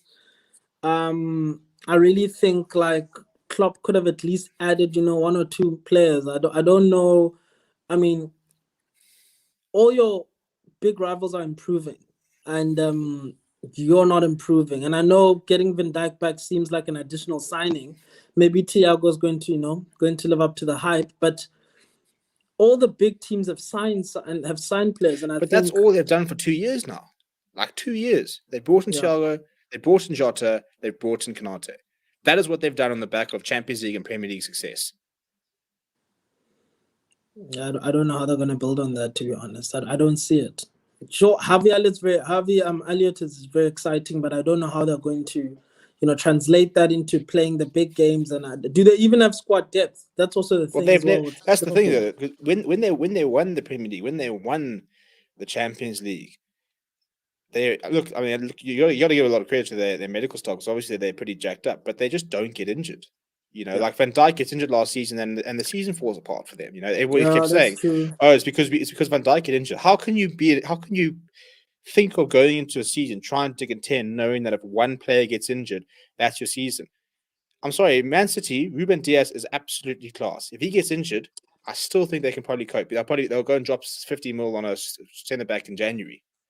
But I mean, there's still Stones there to play. There's still Stones. There's still Laporte. There's still Nathan Ake, but he's pretty terrible. But I'm saying that there still are players there. So, yeah, I don't know what Liverpool have done there. It's like they've literally been one-dimensional to say because Van Dijk got injured, let's just get ourselves a young centre back, to learn under him, and a good one.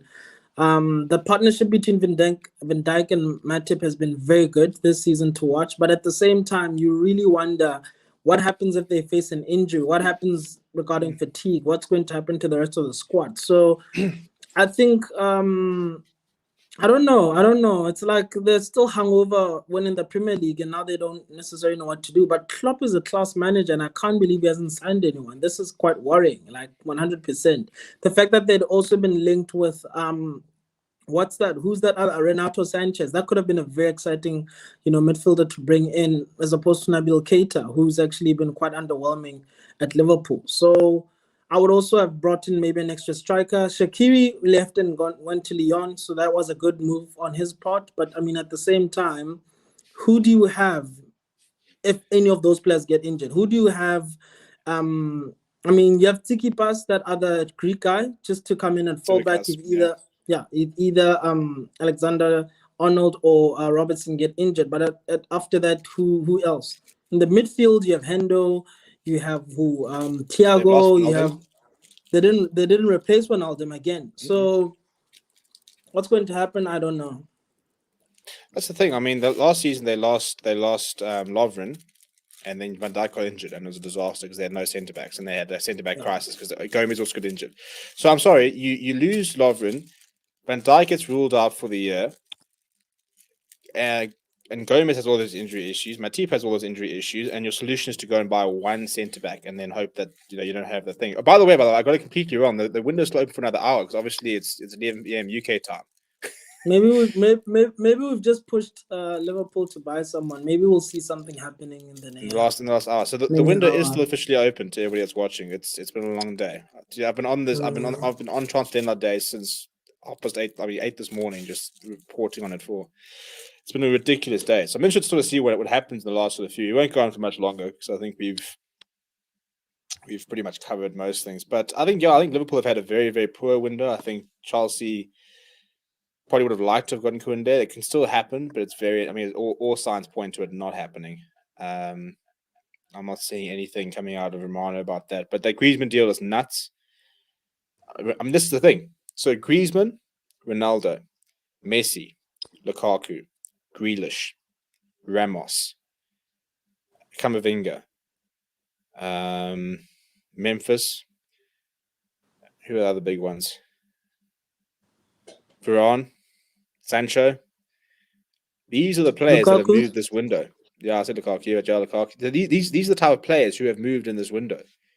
I mean, it's unbelievable. And also, it's actually been chaotic and quite volatile because the players who've moved have shaken the foundations of the squads. I think even just for that league, if you look at how many fans Juventus have lost since Ronaldo's left, you also think of TV rights. You also think of what this has done to the whole footballing world. I mean, people I'm sure from who've been supporting Barcelona from this side of the world are thinking, where can we watch Liga? But at the same time, SuperSport or DSTV is not just going to just decide, well, we're going to give you Liga. You need to stream it. When you look at the fact that the TV rights for Serie A were probably procured because Ronaldo went over there, that's also another thing. Like I don't know how big of a transfer. I don't think we realize the proximity, the magnitude of how big all of these multiplier effects that these small players, big players rather, but how individuals have basically just impacted how money moves in this footballing world. Think about the clubs. Ramos from Real Madrid. That's their man. That was the second highest goal scorer in the season when they won the Premier League. I mean, when they won the La Liga 2 seasons ago during lockdown. They captain. They're one of their best players ever. The core of that team has left. Lionel Messi, the greatest Barcelona player of all time, has left. Lukaku, the player that won Inter Milan the title, has left. Rafael Varane, he was supposed to be Ramos' successor. All the Premier League has left. Juventus were Ronaldo, the top goal scorer in Serie A, their biggest player, their biggest thing. He's left. Teams are literally not the same anymore. Like every team has gone through something, and other teams, have benefited from that holistic. And I think that's been the Premier League story. Big players have left their team to come to play in the Premier League, and it's just improved everyone in the Premier League. Like when you look at United's improvement, Chelsea's improvement, City Chelsea's looking. City still get better even with that one signing with Jack Grealish. Yeah. They've lost. Yeah. Who do they lose? They lose Aguero, who'd barely played, and they lost. There's somebody else that also left on a free, but they're still the same team. They bring the core of the team is exactly the same. That won the Premier League without a striker, and then they added Jack Grealish. Manchester United in 2 months have become Premier League contenders with the business they've done. So I think you're bang on the money where teams in other leagues have lost their biggest players, have lost their foundations, have lost their core, have lost everything that like their biggest thing, and yet the Premier League sides, apart from I'd say Liverpool, even to you to a certain degree have had better. All the big Premier League sides are going into the season stronger than they were a year ago, and yet it was still 2 Premier League sides in the UEFA Champions League final. Yeah, that's saying that's saying a lot, and I just think as an Arsenal fan, I'd actually really despise Chelsea more than Spurs for some reason, but my God, they're looking good. Chelsea's recruitment this season, you said Koundé could still happen, but Saul, that came out of nowhere, and they don't need him. That's the thing. Imagine having someone like Saul on your bench when you have N'Golo Kante there, you have Kovacic, you have Jorginho. Remember, he's actually the overall best player who's Wow, it could be, who? I mean, everyone's backing a sneaky Ballon d'Or shot there. no, nope. let's not get carried away. But yeah, I think he can like maybe get in top three. But look, it's crazy what's happened in this transfer season. It's really exciting. It's basically like someone's been playing FIFA and just fucking it up for everyone, to be very honest. Like the moves have been so the ripple effect of all of these moves, like I keep saying, TV rights. The fact that did you see Gerard Piqué's company streamed the biggest, Lionel Messi's, that's saying something about football friendship. But at the same time, you're just looking at just how the Premier League, for years, we've been waiting for this, us Premier League supporters. We've been waiting for the time when the Premier League would actually show just how good they are. And even that translates also down to the England team, how well they went into the Euros. But we've been backing the Premier League for so long, and to see it come out of COVID-19, we're all going through COVID, but come out of COVID-19 on top with the kind of players, with the kind of money they have, just speaks to how far the Premier League is from others. Even the fact that they were also quite wrecked, but the fact that clubs were able to fork up 100 million here, even Arsenal. I mean, sure, we didn't do as amazing recruitment as we would have liked, but the fact that we've spent that much amount of money is I mean, like, you have to wonder, okay, what are the players going to do? But that's saying something as well, to say you can sit there and look at the money to say, well, we tried to match them. We didn't just sit back this season and sign nobody. So that's saying something around the big clubs. But Chelsea's looking very dangerous. Like, I have to say so. Like, Chelsea's just looking very dangerous this season. Yeah, I know. It's and I think, I mean, for example, you talk about sort of the off the ball stuff, but I mean, look at like social media. The Messi announcement and the fact that PSG gained like 5 million followers on Instagram within a couple of days. They had like 400,000 people watching the Messi announcement press conference. 2 weeks later, Cristiano Ronaldo gets announced, gets 12 million likes on Instagram. We've seen like a whole sort of shift there, and that's sort of the being able to sort of measure the impact of these signings through social media, through interaction, through analytics, through stuff like that. It's been a really, really cool couple of months. In terms of Manchester City, so Rich raised a good point talking about the fact that they sold Jack Harrison, but the person I was thinking about was Eric Garcia, being more sort of the squad player that City had that left. So they lost Garcia and Aguero from the people that actually played, and they added Grealish. Steve, breaking news on Sky Sports here: Spurs and Serge Aurier in talks over mutual contract termination. If agreed, defender essentially becomes a free transfer and can join any other club beyond the deadline. Come to fucking Arsenal right now. You want Serge Aurier just because he's tough, just because he's tough. Dude, you guys have Xhaka getting red carded every single season. Do you want a company for him in the change room? No, that's perfectly fine. Like I think this could be one of those Sol Campbell leaves Spurs and comes to Arsenal. So that's I would take Serge Aurier just because it's a Spurs thing, just because he's also tough. But I think he might want to move out of England. But there also might be, I'm looking here at Sky Sports, there also might be like the who's our new player? I can't even say this name. Tomiyasu deal. Yeah, he won't be flying over to the UK this evening. I don't know what's going on. Oh, he won't be flying over to the UK this evening to complete the Arsenal transfer because he has international duty with Japan. So if that breaks down, I think. What? I think he's currently in Italy, isn't he? Yeah, he's in Italy. So I think they say he won't be flying over to the UK this evening as he can complete complete the transfer to Arsenal. I was getting too excited over Serge Aurier. I read that wrong, but I would take him. I would definitely take him. No, you wouldn't. Honestly. You are talking. You're tired. It's been a long day. As Rich says, no, you won't. Come now. I would take Serge Aurier.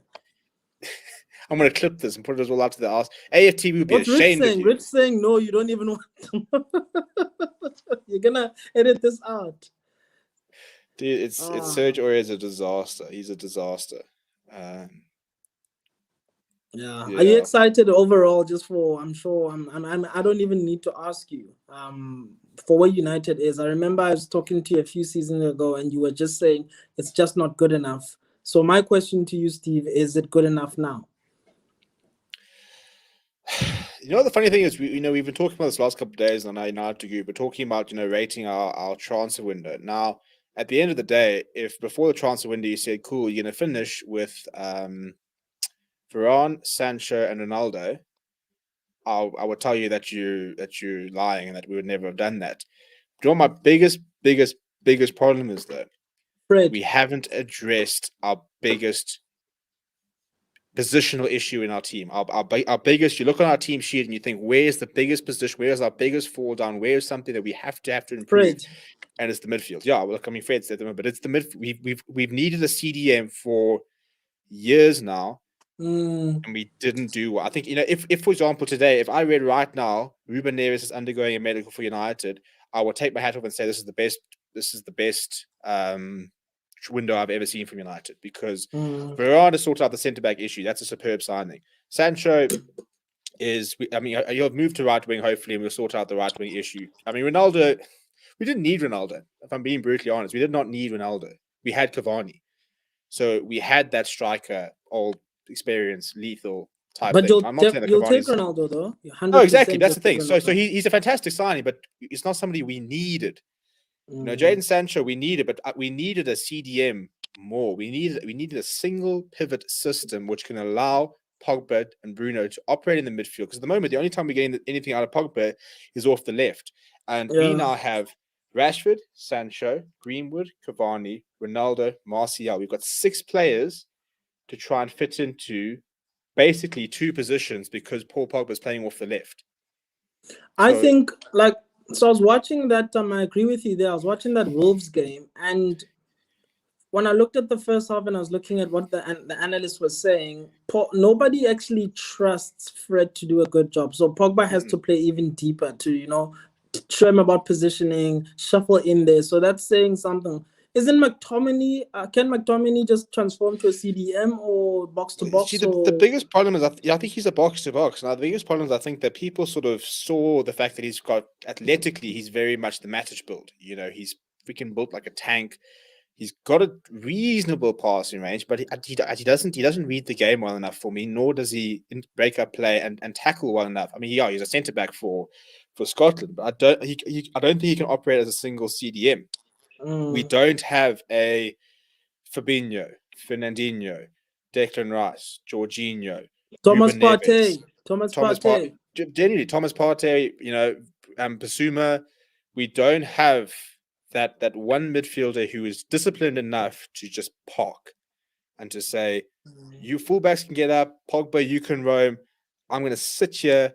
You guys can operate. And my biggest fear, Phillips, I know lots of people don't rate him, but if he had just a cleaner just in there to make sure that whatever happens there, because now that also impacts on how you guys are about to restart. Also being caught on the break, that also impacts about, if you can get past the midfield, then you're fine. But I mean, if you don't have a player there who knows exactly what's going on to clear the ball, and it's like everybody who's in that midfield is here, and Fred's there. And that also, because it's such a central position, that also can capitulate everything that happens around you guys. And what we were saying is that, look, let's be honest. Fred is a flipping £50 million signing. He wasn't cheap. It was a big signing, So, but the problem is that when Fred arrived, it was Fred, Matic, Mata, McTominay was coming through, but sort of not really. We kind of had Pogba, but we didn't really know where to play Pogba. He was injured. But the more we've added quality around Fred, we've got Bruno now, we've got Pogba playing. The more you forgot about that position. Well, just the more he's out of his depth. You've got so much quality. You go through your lineup and you think De Gea, Luke Shaw, Maguire, Varane, Aaron Wan-Bissaka, Pogba, Bruno, Sancho, or Rashford, or Cavani, or Ronaldo, or Greenwood, or Martial. He's the last to be picked. Yeah, Fred. got you. You sit and unfortunately, I think Fred is a do the job type player. I think you keep him in the squad, and when you play against City, when you play against Chelsea, when you play against teams You like give him that, one instruction, yeah. you can play him and you can say, I need you to win the ball back. I need you to break up play. I need you to cause havoc. But against Southampton, where we flip and drop points, we cannot. And the problem is that as soon as we start losing, we go back to McTominay and Fred. Now, if you've got those two midfielders there, again, you've got Pogba, Bruno, Cavani, Rashford, Sancho, Greenwood, Martial. 7 players for 3 positions. We cannot fit our best, and Paul Scholes said you do not win the Premier League if you cannot get your best players into the team. And if we cannot get 4 of those 7 players into our starting lineup because we have to have Fred and McTominay start, it's a non-starter. One player, and Jean Dirk has made a good point. He's talking about Calvert-Phillips, for example. I don't know why we never really keen for him, but if you have that one player, like I've always said Declan Rice, because he's so disciplined and he will do that job very, very well. But you have that one player where you've got Varane, Maguire, Declan Rice, and you can allow Luke Shaw to push up. I remember Saka will push up, but he's not particularly good at it. But then you free up. You can have Pogba, Bruno roaming in the midfield. You've got Rashford coming off the left. You've got a Greenwood or Sancho coming off the right. You've got a Cavani, Ronaldo in the middle. It can only bring goals and still be defensively reasonably structured. Defensively, we probably are better when we're playing a double pivot and a back 4. But I don't want 6 of my 11 to be defensive natured players as a Manchester United player, of which and then you got your goalkeeper. So I mean, at the moment, when we play with McTominay and Fred, we're basically playing with 4 attacking players, which when you think of the attacking talent we've got is just such a waste. And at the end of the day, we've got the player we need, but he's too old. If we had Matic when he was at Chelsea about 4 or 5 years ago, I would be so happy. Yeah, I saw him. He's exactly the type he's of got player a bit leggy, we need. Yeah, but he's the type of player we need because he's got the passing range. He'll sit deep, and he can play that passing range where he'll just recycle possession back to the left, back to the right, to Pogba, to Bruno in the areas. So Pogba doesn't have to sit back. Because the further the how old is Matic? Sorry, Steve. Sorry, he's not even that old. I think he's about 32 or 33. I think, but his legs are just shot. It's just lacking like the pace and like the reactions and. Yeah, I mean, it's the problem is people age differently, So this is why I always say don't look at age. At the end of the day, it all comes down to the player. Because you look at the Nemanja Matic, who looks very leggy, and then you look at the condition that Ronaldo's in. You look at the condition that Zlatan Ibrahimovic is in. I mean, Jamie Vardy is I think 34 or 35. I mean, and you look at him and you think. Yeah, that can walk. That looks passing any fitness test. So 2 Red Bulls and off he goes. So I think we have had a fantastic window, but I think that we didn't make the one signing. It's like we've got a safe, and we've got our Rolexes in there. We've got bars of gold. We've got everything we want in that safe, but we didn't buy the key. We didn't get the combination to unlock all of that. If we just had that one player, I mean, imagine a Casemiro or Joshua Kimmich at the heart of that Manchester United midfield, and the rest of those players running free. Then that would cause havoc. But I still think you guys will. I don't know how you can. I suppose the best policy is to score everyone. But you are really Paul Pogba has to work. I mean, you saw that I don't know if you're going to agree with me. Possible red card, VAR decision, Mike Dean. That was a bad tackle from Paul Pogba, to be honest, and that led to a goal. That eclipsed Arsenal's record, and Mike Dean was the referee. I mean, I'm not just saying this by accident, but Pogba should have actually been in the box as opposed to making that actual tackle. But at the same time, you need to think about what is your strategy moving forward. You have to outscore everyone. And I mean, you're either that also outscoring everyone leaves you guys with gaps. Or you're benching a lot of players and you're playing McTominay and Fred. But I cannot get excited about playing McTominay and Fred and then seeing Greenwood, Sancho, Cavani, and Martial sitting on the bench. And Donny and Lingard and Mata and. Oh, Lingard! Shucks, that guy's still. What about Donny? What's the plan? What are you guys doing with Donny? Why did you sign him? Well, that's the thing. I don't. And we've never really seen. I mean, look, he has played CDM before. I don't think he could really do the job, but I think he could probably do the job better than Fred could. I don't think. Look, the Fred performance on the weekend was a shocker. He got dribbled past, I think, 5 times by Adama Traore. So that's the thing. We can barely put players in at the moment. That's another one. You know, so you look at those. I must look at Donny van der Beek on the bench, Cavani on the bench, Marcel on the bench, Sancho on the bench. You know, all these sort of players on the bench, so we can have McTominay and Fred. Yeah, that doesn't make sense. That doesn't make sense. I mean, you step on a pitch and everybody's thinking like they're going to play the Ronaldos, they're going to play the full depth of the United squad, only to find those 2 players there. You actually have managers, tacticians saying, actually, that's where we're going to win the game because that's where the weakness is. And the problem is you have, I'm saying, so you have 4 of those players on the bench. So if you start, so for example, you say McTominay and Fred, and then you go Bruno, Pogba, Ronaldo, Sancho, okay? Which means that you don't have Rashford, you don't have Greenwood, you don't have Cavani, you don't have Van der Beek. That means that of those 4, one of them can't even come on. You can't even put them all on. One of them will sit out the entire game, the entire 90 minutes. Because we have to keep sacrificing them for that one position. So that's why I think we had a tremendous window, but we just had to get that one player. We had to get that one position. And it's the one, every single time we said, we got Sancho, we're like, okay, but now we need a CDM. Like, we got Varane, we're like, okay, cool. CDM was sorted. We got Ronaldo, we're like, that's phenomenal. But we just need to fix that one area to unlock everybody else. And I think that my frustration is just we weren't. It's not like Declan Rice wasn't saying no to us. Basuma wasn't saying no to us. Calvin Phillips wasn't saying no to us. Kimmich wasn't saying no to us. You guys just didn't. Like we seem to sort of. I mean, apparently we were in talks with Kimmich, but not like you didn't exactly read. You know, I don't know. West Ham reject 80 million bid for Declan Rice, or Brighton reject 40 million bid for Basuma. It just didn't seem to be enough sort of effort. Kimmich has signed a new deal as well at Bayern now, eh? Yeah, apparently we also talked to Goretzka. Now that's somebody who I'd love to see in the Premier League. I think Goretzka he's a freaking tank. Just a tough, he's a tough guy. But just going to some of the comments here. So Jean Dion looks says sell Martial to Arsenal. Yeah, you guys can't afford him. Rich says, meanwhile, United made Leeds look bagel United without a top midfielder. Yeah, look, I mean, it's to be fair, I think the way we play just suits us playing against Leeds. We can't do that against any other side. Bring back Keane. I mean, Calvin Phillips is chilling at Leeds United. There's a CDM for United. 70 million of them for the guy. Simple. Rich also backsteps says you need Calvin Phillips. Just saying. Jean looks says he snorts Red Bull. That guy's just unbelievable. United can even throw a 10 mil at Southampton for Ward-Prowse. He's a solid for a CDM. I don't understand why Ward-Prowse has not. Yeah, I think you've got to respect him. To be fair. You've got to respect him because you can see he's obviously very into Southampton. Because I'm sorry, that comes out tomorrow and says he wants to leave. I think every Premier League team in the competition could make him work. That guy, who's probably got the best midfield? I mean, let's look at Chelsea, champions of Europe.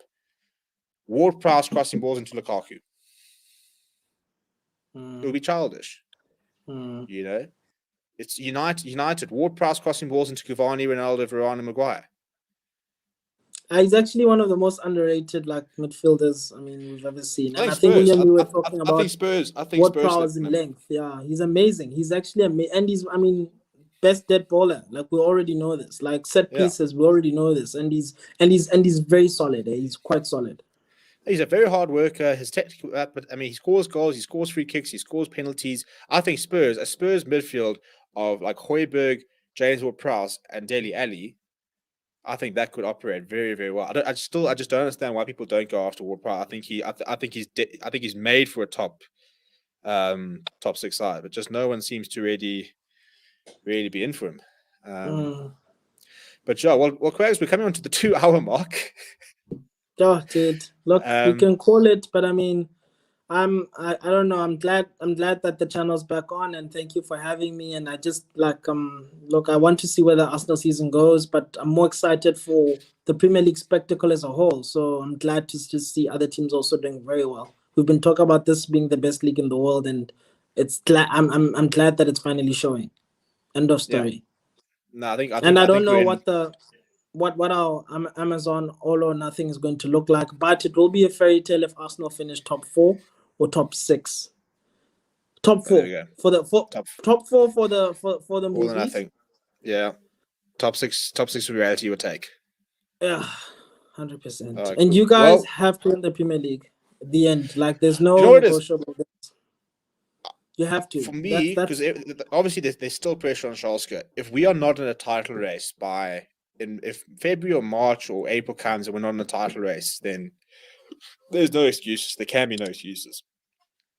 You know, we've got and if we don't win the league, we need to have been in there until the last week or two.